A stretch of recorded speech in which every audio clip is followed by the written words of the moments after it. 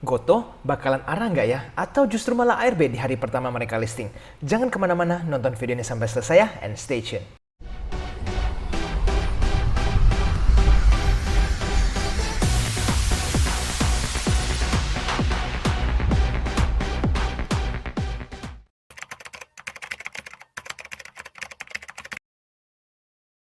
Oke teman-teman, jadi di video hari ini kita akan langsung saja ya membahas banyak informasi penting seputar Goto, dan ini akan menjadi part 2 video tentang Goto.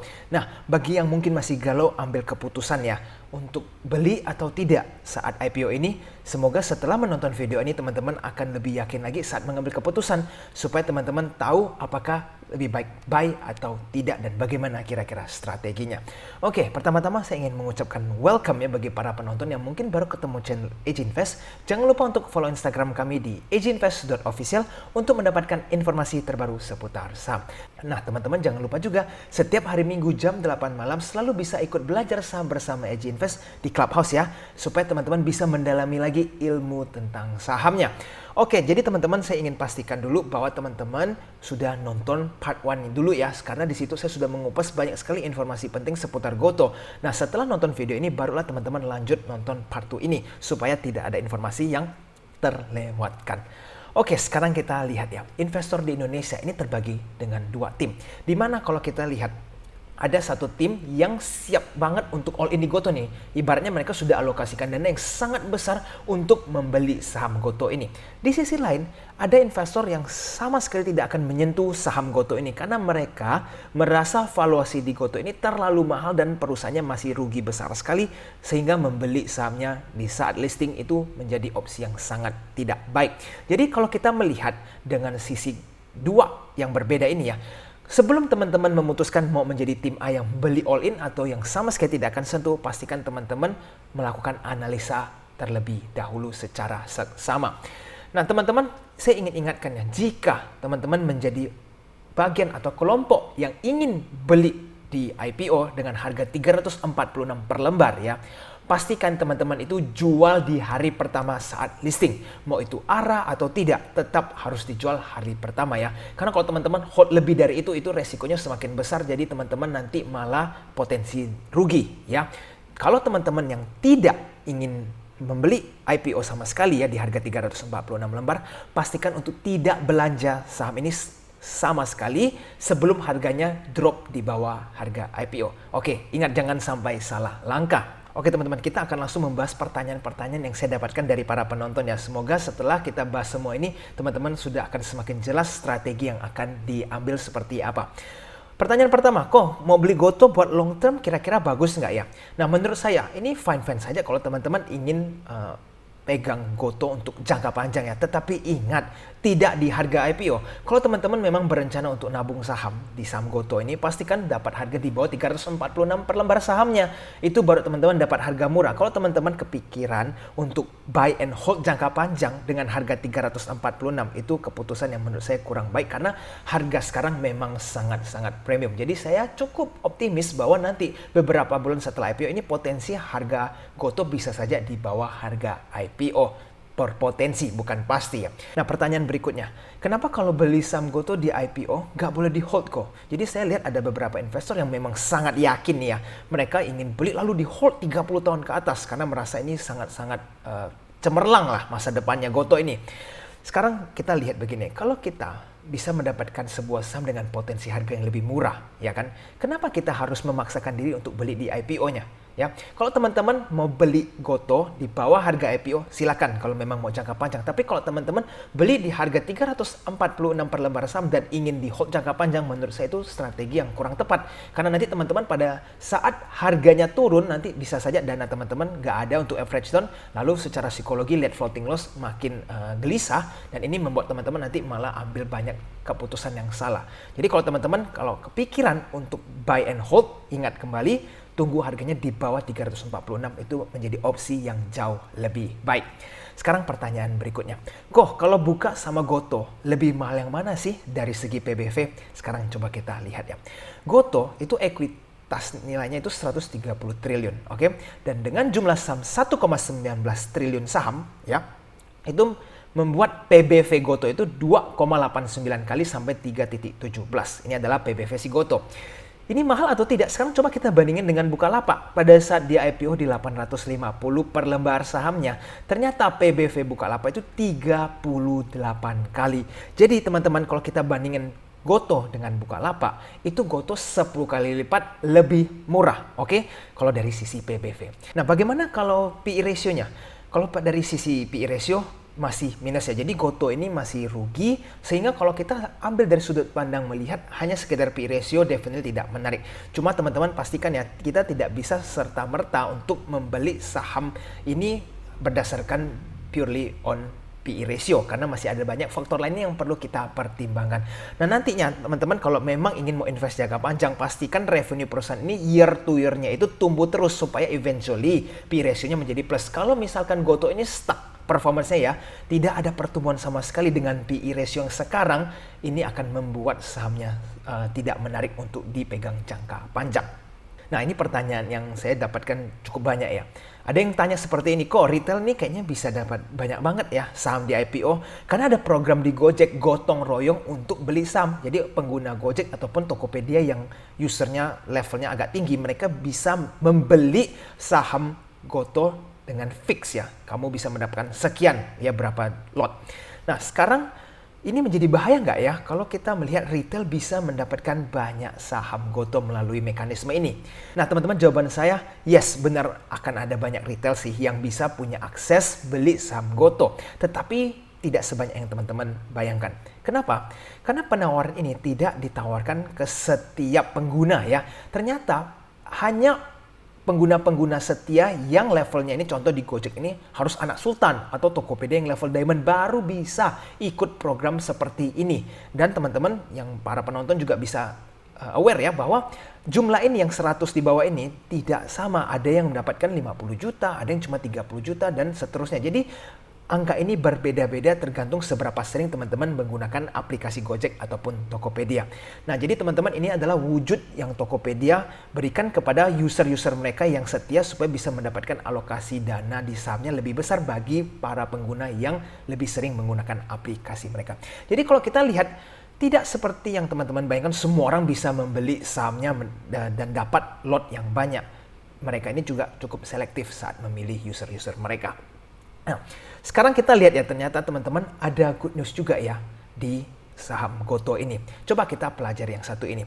Sesuai aturan, saham pra-IPO seri A non-MVS itu ternyata kena lockup 8 bulan ya sejak tanggal efektif IPO. Dan sedangkan saham pra-IPO seri B itu kena lockup 2 tahun. Nah, ini maksudnya apa? Jadi sebenarnya ada investor-investor besar yang mereka sudah punya saham Goto ya sebelum proses book building ini. Nah, mereka ini adalah investor yang seri A ya, kena lockup 8 bulan. Artinya apa, teman-teman? Mereka nggak bisa exit di hari pertama Goto listing, itu mereka nggak ada opsi buat exit karena mereka tidak diperbolehkan. Nah, lalu yang seri B ini, yaitu adalah key player yang ada di dalam Goto ya. Mereka ini orang-orang yang high management team, yang dimana mereka mendapatkan seri B dan mereka ini harus kena lock selama 2 tahun, nggak bisa jual. Jadi artinya apa? Tekanan jual di hari pertama listing itu akan tidak terlalu besar. Dan kalau kita bisa melihat, ini artinya pada saat hari pertama Goto listing ini akan menjadi retail versus retail ya. Big retail, small retail, medium retail, semuanya yang bersaing untuk trading dari pertama itu adalah retail. Karena big player semua ini mereka terkena lock up 8 bulan sampai 2 tahun. Oke, ini adalah sesuatu yang good news buat teman-teman yang mau ambil di book building. Nah, sekarang pertanyaan berikutnya teman-teman. Kok kira-kira Goto itu nasibnya bisa kayak GTSI nggak ya? Hari pertama itu ARB kena kunci dan nggak bisa keluar.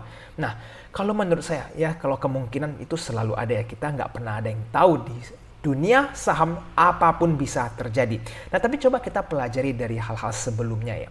Saham yang mentok langsung ARB dan nggak gerak itu tidak banyak.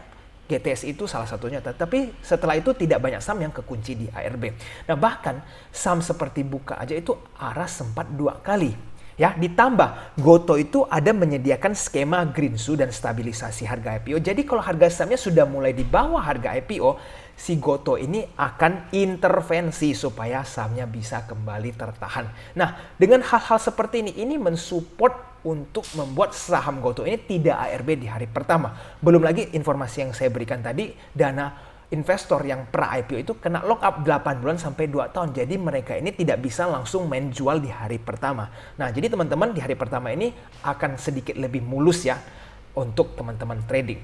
Lalu teman-teman, situasi yang bisa membuat Goto bisa ARB dan terkunci ya di hari pertama kalau menurut saya. Itu tuh perlu ada big retail yang pesan saham Goto sampai dananya itu ratusan M ya. Contoh nih, anggap saja ada investor pesan 500-an M. Itu lalu dijatahi cuma 10%. Jadi dapat 50 M nih di Goto. Dia itu harus jual haki di ARB langsung ya di pembukaan untuk membuat sahamnya dia berusaha untuk bikin ARB kan. Tapi kalau kita lihat hal ini, mungkin nggak sih investor dia sediakan dana ya besar sekali lalu dapat 50 M lalu dia mau cut loss cepet-cepet di ARB cuma buat langsung rugi 7%. Itu kan unlikely karena buat apa faedahnya buat dia ya kan. Lalu ingat, setelah itu Goto pun ada dana Greenshoe yang akan menjaga harga sahamnya tidak di bawah harga IPO dan dana itu sekitar 2,7 triliun. Nah, jadi teman-teman di hari pertama ini ada banyak sekali safety net yang membuat saham Goto ini akan sedikit sulit untuk mendadak ARB ya karena akan ada banyak support-support dari Greenshoe dan seterusnya. Nah, itu pun anggap ya satu retail ini 50 M nggak bisa bikin sahamnya ARB. Apalagi teman-teman kebayang nggak harus dana sebanyak apa yang haki di ARB baru saham ini akan terjadi ARB dan terkunci seperti GTSI. Kalau investor nggak bisa keluar karena lock up dan juga retail-retail mereka justru malah belanja ya ataupun HK, itu sahamnya akan cenderung naik pada saat beberapa jam pertama saat Goto listing. Oke? Nah, yang perlu saya ingatkan adalah teman-teman jangan sampai belanja saham Goto di hari pertama. Itu yang perlu saya pastikan.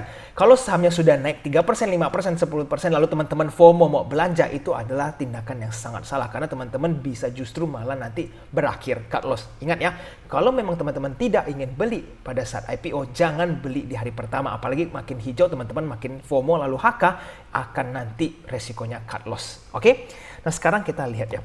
Pertanyaan berikutnya, kok kira-kira Goto bisa arah nggak ya hari pertama listing? Kalau tadi kan ada orang yang nanya takut ARB kekunci kayak GTSI. Tapi kalau sekarang, mungkin nggak sih kita beli nih one day trading lalu bisa arah nggak? Nah, sekarang coba kita lihat ya.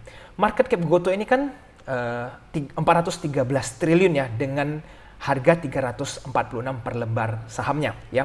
Sekarang kalau kita lihat top 4 saham yang ada di IHSG, itu BCA 998 triliun, BRI 703, Telkom 451, dan Goto 413 triliun. Nah, sekarang kita coba berandai-andai. Kalau misalkan Goto itu arah di hari pertama, market cap Goto itu 514 triliun, dan itu langsung salib Telkom. Oke? Nah, jadi teman-teman mungkin berpikir ya, apa mungkin saham misalkan contoh segede Telkom mendadak arah di dalam waktu 1 hari tanpa sebab gitu ya? Kan unlikely ya atau sangat sulit untuk terjadi. Nah tapi coba kita pelajari yang satu ini teman-teman.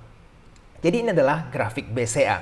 Ternyata di tanggal 13 Oktober saham BCA itu sempat spike atau rally 12,5% dalam waktu 1 hari ini teman-teman bisa lihat chartnya ya. Yang dimana teman-teman lihat harganya dari 7325 berubah yang puncaknya itu menjadi 8250 dan ini hanya waktu dalam 1 hari. Ini adalah kenaikan 12,5% dan teman-teman harus tahu BCA itu market cap-nya 2 kali lipat Goto. Ya, jadi kita harus perhatikan dan ini teman-teman tahu nggak kenapa BCA bisa seperti ini? Di saat tanggal 13 Oktober itu ada sentimen stock split. Jadi sentimen ini dipakai untuk ya big money atau bandar-bandar untuk memainkan harga saham ini dan retail pun ikut sambut sehingga sahamnya sempat spike sampai 12,5%. Nah, jadi teman-teman ingat ya, BCA saja yang market cap-nya ini 900 triliun lebih bisa lonjak 12,5% dalam waktu sehari cuma dengan sentimen stock split. Oke? Sekarang coba kita kembali lagi. Sedangkan Goto ya, Goto itu kan setengahnya BCA, kan 400 triliun lebih. Jadi kalau untuk Goto itu bisa nggak arah dalam waktu 1 hari? Ya bisa-bisa saja karena BCA saja bisa naik 12,5% dalam 1 hari. Berarti kan Goto tidak menutup kemungkinan untuk terjadi hal arah ya karena market cap-nya kan juga cuma setengahnya BCA. Nah tetapi ingat, saya bukan bilang hari pertama ini Goto pasti akan arah. Tidak ada yang menjamin seperti itu. Jadi teman-teman tetap harus pantau di hari pertama. Kalau Goto tidak arah ya memang cuan teman-teman misalnya dikasih cuma 10%, ya udah ambil 10%, jangan greedy, lalu tunggu harus sampai arah baru dijual. Nanti malah teman-teman kehilangan potential profit teman-teman sekalian. Oke? Nah, sekarang coba teman-teman kita flashback kembali Bukalapak. Waktu itu Bukalapak di hari pertama mereka arah langsung ya dari yang 850 langsung ke 1000 lebih, dan itu terkunci di sini, nggak sempat longsor ya. Lalu hari kedua, nah disinilah drama banyak yang terjadi. Kenapa? Karena banyak orang yang FOMO dan HK di sini. Jadi mereka udah dikasih kesempatan beli di IPO, mereka nggak beli, tapi malah akhirnya ngantri di sini.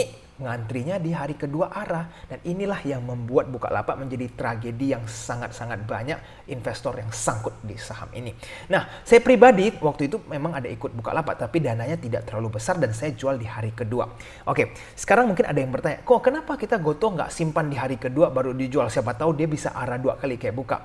Nah, ini yang perlu saya ingatkan. Justru sudah banyak investor atau retail ini mempelajari situasi yang Bukalapak, banyak yang melakukan profit taking ya. Jadi nanti khawatirnya di hari pertama banyak yang melakukan profit taking, dan teman-teman kalau nunggu malah nggak jadi cuan 25% ya kan. Nah, jadi kalau saya lihat the best play is to sell at the first day. Jadi kalau misalkan teman-teman syukur-syukur dapat arah cuan 25% ya we take it, karena itu fast money ya. Dibilang fast money kenapa? Karena kita ikut IPO cuma tunggu beberapa hari listing lalu kita langsung jual, dan ya, setelah itu kita jangan beli Gotoh lagi sampai harganya terjadi konsolidasi di bawah harga IPO-nya. Oke? Jadi teman-teman sekarang ingat ya, saya cuma sharing strategi saya di video ini, bukan berarti teman-teman saya ajak untuk beli Gotoh ataupun tidak usah beli Gotoh ya. Teman-teman harus pahami dulu, ini adalah beberapa poin-poin yang saya jabarkan supaya teman-teman nantinya pada saat mengambil keputusan itu sudah yakin saya telah mengambil keputusan yang tepat. Jadi teman-teman tidak ada yang namanya penyesalan. Saya pribadi memang berencana ikut IPO, dan mungkin untuk Gotoh ini dananya akan lebih besar dibanding Buka, beberapa kali lipat, dan saya akan langsung jual di hari pertama. Yes, definitely saya sudah kasih tahu teman-teman, saya akan jual di hari pertama, mau itu arah atau itu tidak arah, saya akan tetap jual karena selebih itu artinya sudah greedy. Ingat, bagi teman-teman yang nggak ikut di harga IPO lalu lihat sahamnya seumpamanya arah ya, tiba-tiba arah, itu jangan sampai teman-teman HK-nya di arah, HK di pucuk, ataupun teman-teman lihat dia naik 10% lalu teman-teman HK karena FOMO. Jangan sampai terjadi ya. Karena itu teman-teman potensi untuk siap-siap sangkut. Pastikan teman-teman tidak beli dimanapun. Kalau memang sudah berencana tidak sentuh sahamnya di harga 346, berarti teman-teman jangan beli apapun harganya. Kalau harga Gotoh tidak di bawah 346, karena selebih itu teman-teman berarti sudah kena FOMO. Karena teman-teman sudah analisa 346 itu kemahalan. Kenapa teman-teman malah mulai beli pada saat harganya mulai naik? Oke? Jadi ingat, jangan sampai terbawa FOMO dan jangan sampai ikut-ikutan orang. Kembali lagi, analisa fakta-fakta yang berdasarkan Gotoh. Dari situ teman-teman berpikirlah, baru ambil keputusan mau beli pada saat book building atau teman-teman tunggu nanti harganya di bawah harga IPO. Oke?